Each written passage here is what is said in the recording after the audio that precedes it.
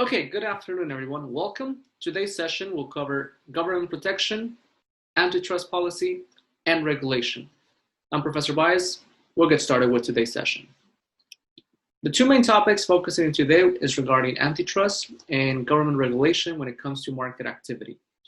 What are antitrust policies? Antitrust is a law that is considered legislation that was passed for a specific purpose to control monopoly power, regulate the monopoly structure industry as well, and preserving and promoting competition within the market. And also to maintain fair practices when it comes to consumer products and companies competing with each other. When we're looking at antitrust acts, the trust itself is a combination of firms that potentially come together to become one main firm known as a monopolist, or an organization that works as an individual firm or one main organization. So there are some policies that allow companies to come together, but they still need to follow certain legislative practices in order to abide by the law. So when it comes to antitrust policies, there were several acts that have been enacted over time to prevent monopoly power and to prevent companies from exercising excessive control in the market. One of them is the Sherman Act of 1890. And the Sherman Act in 1890 limits the mergers between companies and limits also the possibility of companies buying everybody out in the industry, and prohibits monopolies from or combinations of their restricting any form of trade. Basically, it limits companies from allowing any other firm to trade goods and services in the market, or just the restraint of trade. It prohibits and promotes, for the most part, free trade, and any restraint of trade is limited, it's prohibited. For the most part, it's a free trade market system. The Clayton Act of 1914 further developed the antitrust laws structure. It prohibits price discrimination. It prohibits also exclusive dealing, the same thing as tying contracts. When companies tie you into a secondary contract when you buy a good or service, and they make you buy another item along with it. That's a tying mechanism, a tying contract. If you buy a good or service, you need to buy the recommended insurance. Nowadays, they put recommended, but if they force you as a tying contract, then that will be against the Clayton Act. And any acquiring acquiring competitor, other firms that may reduce competition. So basically, the market should be competitive. It should be transparent. There shouldn't be any restrictions on trade. Companies shouldn't merge all of the time together, because we need to have consumer options and not have discriminatory practices in terms of prices and consumer targeting, and any exclusive deal or time contracts that forces consumers to buy other items along with the original product. One of the main things of the Clayton Act is the interlocking directorates. The interlocking directorates is that executives cannot serve in multiple boards in multiple companies at the same time, since there could be a conflict of interest when company executives or CEOs or advisors may be willing to serve in different companies, but there could be an inside trade or an inside issue or a particular issue when it comes to serving in multiple companies that creates a conflict of interest. Now, the antitrust is a combination of laws, antitrust laws, combination of policies that have been enacted. And part of it is the Federal Trade Commission Act of 1914. The Federal Trade Commissions Act, in this case, is responsible to enforce the antitrust laws that have been set in place, and also the ones that come thereafter. And it declares illegal for any unfair method of competition in commerce. Basically, it needs to promote competitive practices and allow other producers to produce products within the market in order to continue providing a stable, competitive market with multiple or several firms. The Wheeler Act of 1938, it furthers and empowers the trade commissions to deal with false and deceptive acts of advertising or any faulty practices. And basically, it actually hunts down companies that have deceptive practices or deceptive dealings with consumers, or that lie to consumers in a way that it persuades them to buy a product. So the Wheeler Act, in this case, it further empowers either the FTC to go after companies that may be dishonest or may actually violate certain conditions of market activity with deceptive acts or some form of deceptive advertising, where they rail the consumer in to buy a product that he or she or that consumer may not necessarily need. In most cases, it's against the law to force consumers to buy a product without them fully knowing the characteristics of the good. Other main important acts is the Robinson-Pacman Act. In the Robinson-Pacman Act, it protects small businesses from the large commercial multi-giant corporations, and it allows the small businesses a fair chance to compete. It was established in 1936 and to protect the local businesses that provide a lot of local employment. It also prohibits suppliers from offering some form of special discounts to large corporations only. Basically, the big companies cannot go into necessarily agreements with the supply chains distributors and ask for discounts or openly. They are done sometimes in special circumstances when it comes to negotiations, but the suppliers cannot simply offer discounts to large chains simply because they sell and buy in large volumes, although there's still some companies that may do so within certain conditions. Like Walmart, for example, is one of those companies that is known for bankrupting a lot of small suppliers because they ask them for bargaining prices so they can sell it at the retail center. And then you have the local small mom and pop shops that may need to have some form of protection against big companies and big corporations. The Robinson-Pacman Act of 1936 gives small businesses a chance to succeed versus the multi-giant corporations that often buy in large volumes and sell in large quantities to the consumers. We also have the Seller-Kuper Anti-Merger Act of the 1950. It further strengthens the Clayton Act. Clayton Act, if you recall, prohibits mergers between companies, but is designed to strengthen the Clayton Act and further strengthen the position against companies buying everyone out and just having one main company supplying the good. It actually promotes further competition to allow several firms to produce a product rather than one company buying everything or merging with everyone else. So the Seller-Kuper Act is re-strengthening the Clayton Act and making it stronger. There's a lot of companies, if they could, they would buy the competition from the market. Now, we have several other industry regulations. When you look at the industry, there's various kinds of industry. And all of the industries have specific regulators and specific conditions that they need to abide to and specific laws that they need to follow. So the Federal Energy Regulatory Commission regulates electricity, gas, the gas pipelines, the infrastructure to make sure they're safe and up to code and meet city guidelines, state guidelines, and national guidelines.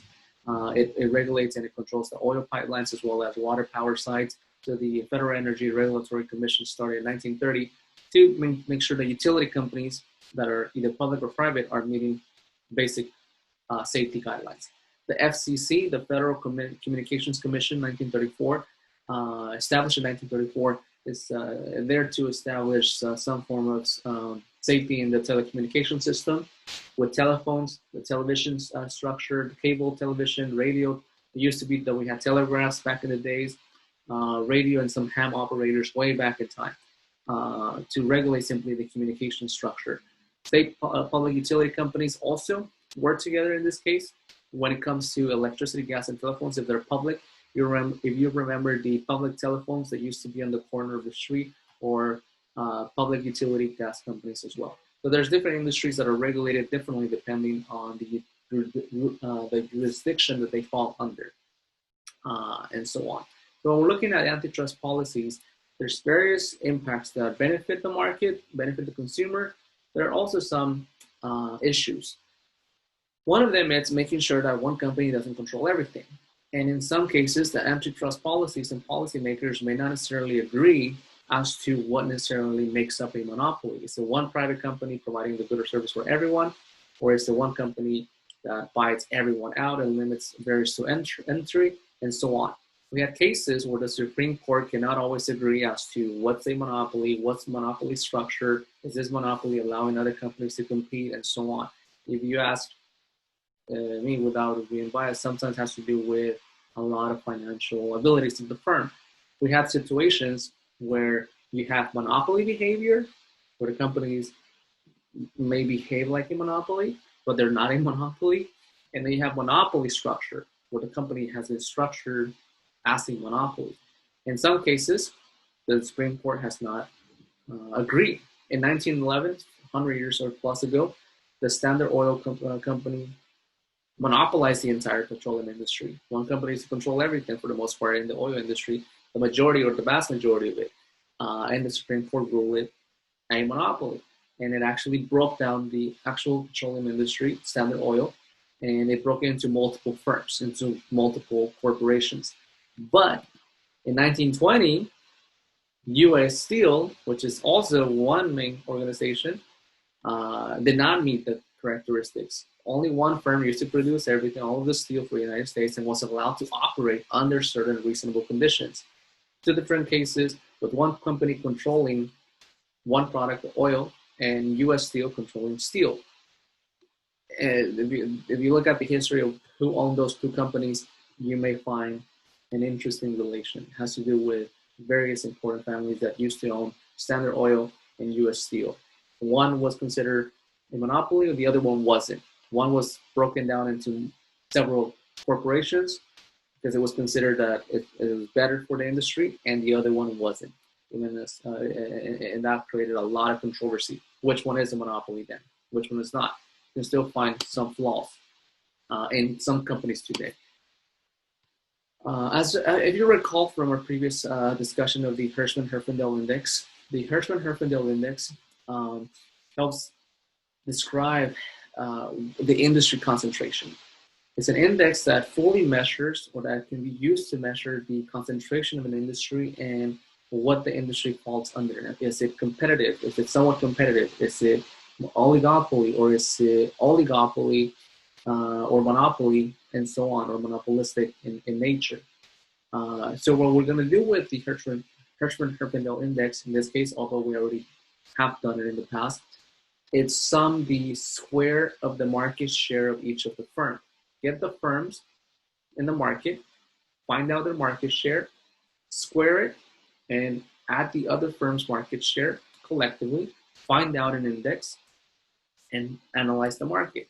So the HHI, for short, Hirschman-Herfindahl Index, it's referred to as the summation of just the whole market share, square some. You can do this with the whole number of just the whole number and drop the percentage, or you can actually do it in decimals and square it, but we're going to use it using the summation of the market share square, drop the actual percentage sign. Sum the market share of the first firm, sum the market share, square the market share of the first firm, plus the market share of the second firm, plus the market share of any other firm in the market. Add them together, and we get a specific index. If the index, if you recall, is greater than 1,000, is highly competitive. If the index is between 1,000 to 2,500, it's somewhat competitive. If the industry is greater than 2,500 to 5,000, it indicates oligopoly.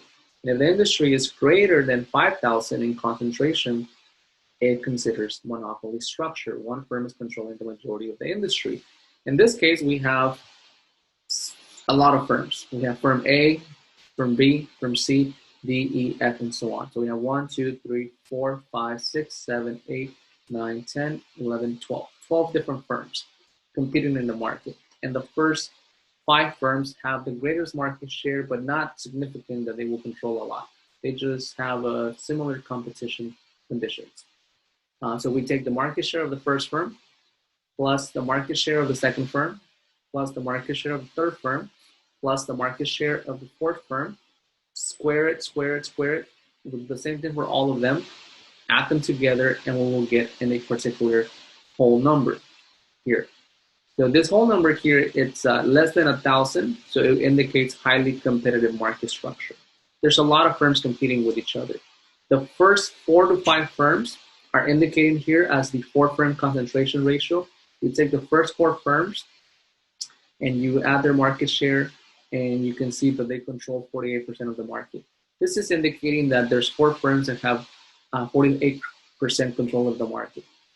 The HHI index is letting us know that even though there's 4 firms that have a greater control of the market, there's still some competition, or it's highly competitive. There's still a lot of firms that can compete. If there's high concentration for the first firms, or if there's half as many firms, then this HHI is going to increase and it's going to be less competitive. So the greater the HHI, the greater the concentration, and the market becomes more centralized into specific firms. If there's a lot of firms, they're still highly competitive. Often cases, companies merge. You can have companies merge and buy each other out here. You can have the first 2 firms merge, or the first firm buys the other firm, or it can buy the third firm. If they merge together, one firm will control the majority of the industry, and that's when it starts getting to oligopoly or monopoly structure, when one firm starts to buy and control everything else. And the mergers can be considered a vertical integration, which is a vertical merger, a horizontal merger, and the horizontal merger in this case is considered to be a merger between 2 competitors that are in the same industry, that sell similar products, that sell similar goods, that are competing with each other in the same industry, and they merge together. Think about a horizontal merger, the case of T-Mobile and Metro PCS. There are 2 phone companies that were providing the same similar good, one also lower discounted price, in the same industry, and they merged together. T-Mobile bought Metro PCS and they merged, and so on. And then a vertical merger is a little bit different. There are mergers between 2 different firms who are at different stages of the production process, meaning you have the retail corporate center, and then you have also the production center. Sometimes it could be produced by 2 different firms, in the same stages of production, or they can just merge and be the same, but just one company. So the vertical merger, consider that in this case like the automobile industry. They build their cars and they sell them. The production stages and the retail corporate stages. Conglomerate mergers involves mergers from different industries in different locations, in different geographical areas, in different countries, or in different parts of the country, in different parts of the world that start to merge. And you can actually see cable companies or television companies do this. Disney buying movie studios from Hollywood. They are an entertainment theme park. Now they make also movies. Those are different industries, but in the entertainment industry, in a different subcategory, and so on, etc. There are conglomerate mergers include merging in different cases. There's a famous AT&T merger because AT&T attempted to buy all of the television major networks, or the majority of them, or the big ones. And we know AT&T as a phone company, an internet provider, but now they want to control the communication television networks and so on. So please take a look at that when you get a chance. What can we do? There's various things that government and public policy can do. You can regulate companies from stop behaving this way. They can deregulate companies. Often cases people argue to deregulate companies and let the market determine its course. And other individuals argue to regulate companies. And in some situations, companies just naturally establish themselves as the providers of the good, like the case of a natural monopoly, where one company naturally provides a product for everyone or for the entire industry. And natural monopolies are common. They arise when economies of scale are significantly beneficial to the firm. They're so large in the industry that only one firm can survive. And a natural monopoly is born. So it's survival of the fittest. The firm that has the best infrastructure, the higher investment, the lower costs of operation on average, that can supply a lot of different firms, a lot of different consumers at the lowest cost possible, naturally establishes itself as the provider of the good. Natural monopolies are not as harmful because they allow other firms to compete, but then just one company arises as the main provider of the good. When you privatize a natural monopoly, that's when it starts to actually become very, in this case, very dominant in terms of making profits at the expense of just being a natural monopoly. So you can regulate a natural monopoly when it starts behaving in that manner. Because it's just one company, you can either allow it to make profits or regulate the company. Natural monopolies can be in the case of the electric companies, for example. We have public utility companies like the gas company the Department of Water and Power, LADWP, electricity companies, for example, Southern California Edison is one company. There's a few other companies though, but those companies typically tend to fall under the category of natural monopoly, where you have one or a couple of companies providing the product. The phone companies, phone companies, I would say the ones that used to be public, and used to go public landline phones, because now we have in the phone industry have about four: AT&T, Verizon, T-Mobile, and Sprint, for the most part. So that's actually an oligopoly. If you have just one company that becomes the main provider of the good, then you could call it just a monopoly or a natural monopoly establishment, but that would be more of a private monopoly. So this one are public utility traded companies that typically find themselves first as a monopoly, as a natural monopoly. We're going to use the example of public utility companies: LA Department of Water and Power, the electric public company, the gas company, and public landlines. Because those you can regulate. Or you can actually regulate a monopoly that is a private monopoly if you really want to.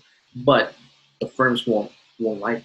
They spend millions of dollars with lobbyists and government, or lobbying government, making sure that companies are not regulated, and in fact they are deregulated. And they do this in many ways by providing donations, by providing support to the candidates, and so on.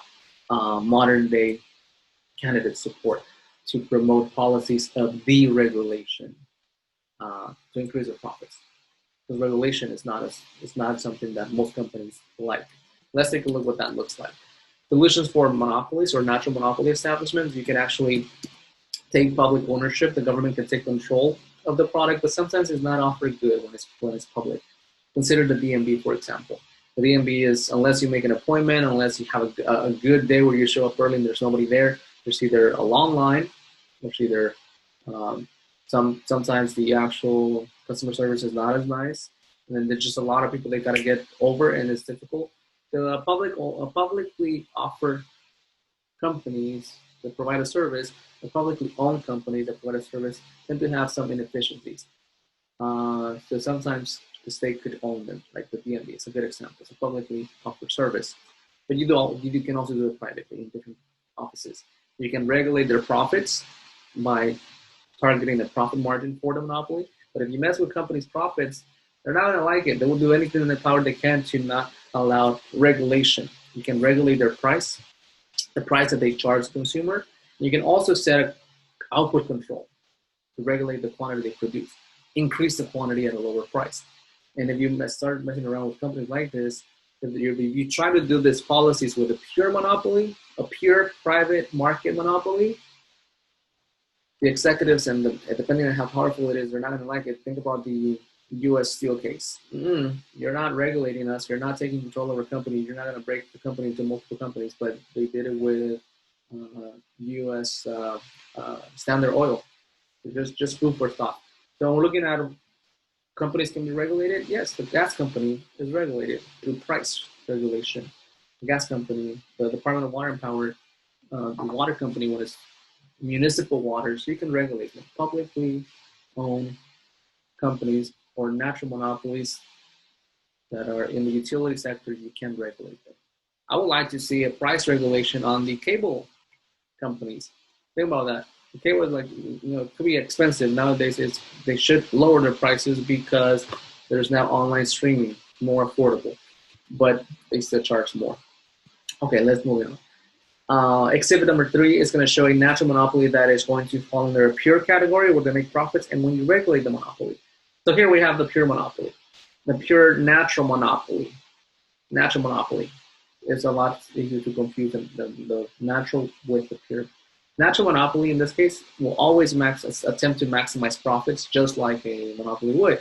And they will operate where marginal revenue, which is the yellow curve, intersects marginal costs. That's our profit maximizing output rule. Where marginal revenue is equal to marginal costs, we have a profit maximizing output rule condition. Whatever this lines and curve intersect, MR is equal to MC, whatever they intersect, produce the quantity where MR is equal to MC. We're going to produce a quantity where the monopoly firm meets this condition, and then you're going to go on the consumer demand and set a price. this price is going to be on the demand curve. Consumers are going to pay a higher price. You notice this is price from the natural monopoly. The price is to the consumer on the demand curve, which is this demand curve line that is downward sloping, and it's greater than the average cost, which is the dark blue. It's greater than the average cost. The price, in this case, you see all this intersection, don't worry about them. The price on the demand curve is greater than the average total cost curve and is greater than the marginal cost curve. So the price here, it's greater. When the price is greater than the average total cost, ATC, and it's greater than the marginal cost per unit, the natural monopoly is making a profit. And it's ideal for the company, great. They can reinvest it in the firm, they can reinvest it in infrastructure, they can reinvest it in the product quality, they can reinvest it in probably hiring more people, or they can release it to their shareholders or pay dividends, etc. But if the price is significantly high enough, it needs to be regulated to allow consumers and access to the product at a fair regulated price, which the product can be bought and sold. The regulation. If you price regulate it, you're going to lower the price that the monopoly would normally charge to a lower level. If you profit regulate, you're going to lower the profits that the firm can charge. You can actually set them a target. And government it's actually highly difficult to profit regulate a firm. You can actually profit regulate a firm just by controlling their price, which is often the strategy that is taken, price regulation. Because like I mentioned, nobody likes it when you mess with their profits. It's like if you will like someone messing with your income, cut your income by half. You still have bills to pay, yourself to take care of. So profit regulation is very sensitive, but you can't regulate unless you just get grants from the government. Might as well just get a grant from the government and operate under government restrictions. But you can price regulate. You can price regulate and control the price for a natural monopoly. And if you control the output, you can increase their output. Combination of both. If you increase their output, they're going to have to charge lower prices, or the government has to pay a subsidy to the firm. If they produce more, they're going to pay the subsidy, and so on, to increase the product in the market. There's different ways that governments can actually go about this scenario. Well, we're going to use the price regulation and output regulation. Profits, we'll leave it alone for now. Regulated natural monopoly. So here's what we have. Notice how the curves are looking a lot different. The government engages in price regulation. We're going to have profit regulation, and we're going to have output regulation. Here it is, the first one. If you do, the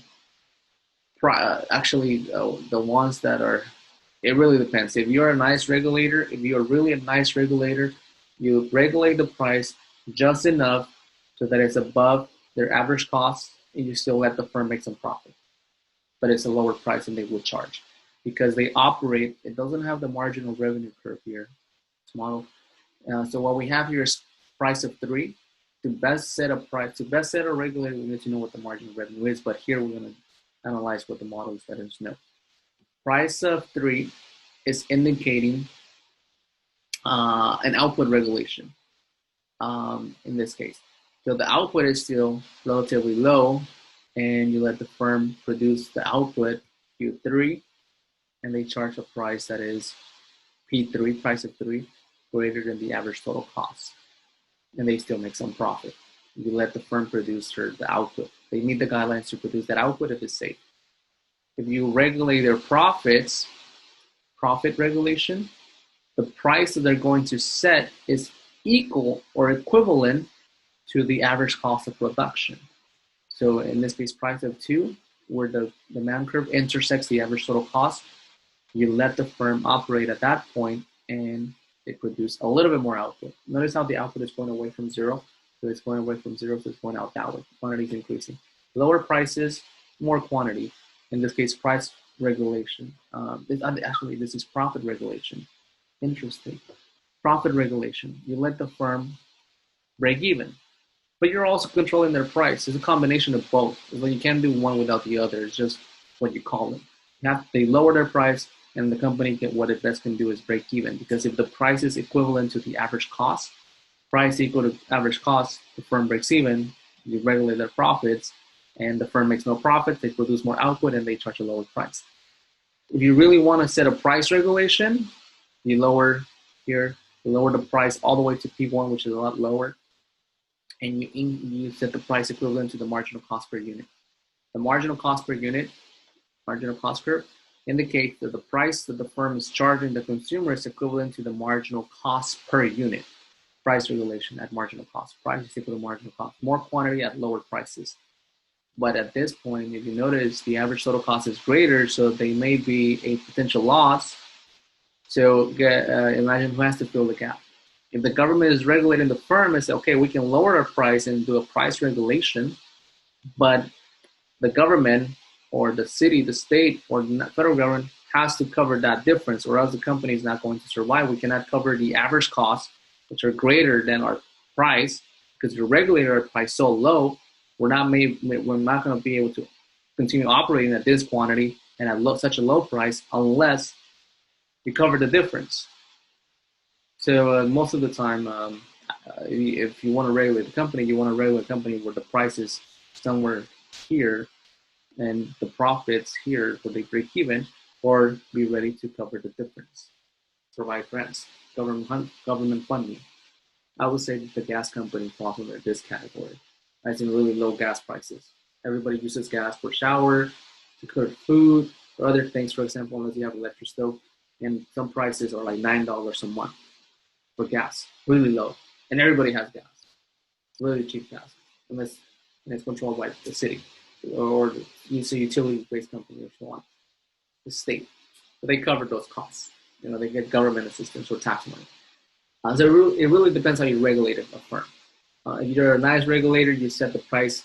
Maybe they're not making as much profits, but you set a price somewhere in between, and they make some profits that you still incentivize the firm to operate, but not as much as they would if they were to charge the full price with the output that they control. I don't know, this output regulation to me seems like there should be more output, but they're allowing to produce an output that will set the highest price. Regulation continue. Regulating industries could be difficult. And the industries do not like to be regulated and do not like to have the government actually regulate them heavily. So they often spend money, like I mentioned, lobbying government and supporting candidates that are in the favor of deregulation. Government has regulated the airline industry, the trucking industries, other major industries. In this case, for example, Wall Street is regulated and approved by Standard & Poor's, the S&P 500 rating agencies. But there are some cases where people argue that regulation is unnecessary. You lower the free market efficiency. If you leave the market alone, the market knows best and it will promote economic well-being. But sometimes if you leave it alone, people act in scrupulous, unmoral behavior and actually benefit more than they should. The regulation, some government oversight may be needed, but the question is always how much. Controlling regulation, in this case, could be implemented to increase competition, or sometimes it may affect companies to the extent that the regulation can actually reduce competition. If you regulate company heavily, they're not able to compete. So and they can't compete with the other providers that are able to meet the regulations and so on. So there's various pros and cons of regulation. You should have government oversight, but extreme regulation is too extreme. Some regulation is good. Moderate regulation or oversight is important. Keeping firms accountable is important. Full deregulation, it can be harmful. If it's fully deregulated, there's nobody to see an oversight. Deregulation started in the early 90s, and it has led to a lot of different bad things that have happened in the market because of full deregulation. This idea of deregulatory practices. So I'm more towards keep them accountable, keeping them in check, let them produce their products, but keep them in check. Make them sure to keep them in check. And some industries do need to be regulated. There's a significant theoretical implication that sometimes government agencies have created what is called regulatory capture.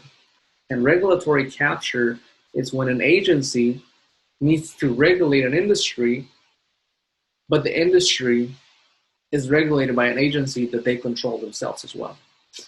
This is considered regulatory capture, or the theory of regulatory capture. It's when you have a multi-giant organization or industry that is being regulated or supervised or keep accountable by an agency that the industry has influence on, or the executives of the agency that's supposed to regulate the industry are friends with people from the industry or are former people of the industry, and there's what is called regulatory capture. Consider, for example, Standard & Poor's, the NASDAQ, as well as other regulatory agencies in Wall Street. S&P should regulate and rate the companies in Wall Street accordingly. And there have been cases where they have offered ratings to the financial firms that were not supposed to be offered, but they provide them anyways. So the industry could have a heavy influence on the agency, and the agency could lose the ability to regulate. Sometimes people argue that we shouldn't even regulate them because they could become over-influenced by the industry. So there are some negative consequences of regulation. So you have the best case scenario is to have an independent party to set regulations. But the argument is that you need to have people that know the industry in order to regulate it. But sometimes those people get trapped in their own regulatory idea. There's a great scenario on a film that was introduced, The Big Short, that touches on this concept of regulatory capture with giant multinational banking firms in Wall Street. Now, there's many more. That's just an example that I think is relevant. We have what is called the public interest theory of regulation, going into the regulatory condition. And the public interest theory of regulation specifies that the regulators are seeking to do and will do through regulation what is best for the interests of the public and society at large. This is important because if the regulators are seeking to do what's the best for the public and for society at large, then they keep the public safety, the public in mind, and the public own well-being, and they make sure that the firms are accountable and are meeting the restrictions and guidelines and the regulations. However, often cases we have the public choice theory of regulation. The name sounds the same, but this theory should have been named something different because it sounds very similar to the top one. But the public choice theory of regulation specifies that regulators are seeking and will do through regulation what is in the best interest to enhance the power of the agency rather than the public. That's why it could be a little bit confusing as to which one's which. The public choice theory of regulation is essentially that the regulators have the choice to decide whether to improve the power of their agency and increase their influence in the industry, and not care so much about the public, and mainly have their agency be strong enough to regulate the companies. And it has to do because they get a budget or they get funding also to have strong influence. So the bottom public choice theory of regulation, it sounds like they're interested in the public, but it's actually more interested towards their regulatory power and the size of their regulatory agency. When you have the best interests of the public, which is the top public interest theory, is that you care more about the public, you care more about society, you care more about the well-being of society at large than you do of the organization. You're just doing your job and making sure everybody's held accountable, which is what we need now in today's time, from everybody holding accountable to their actions.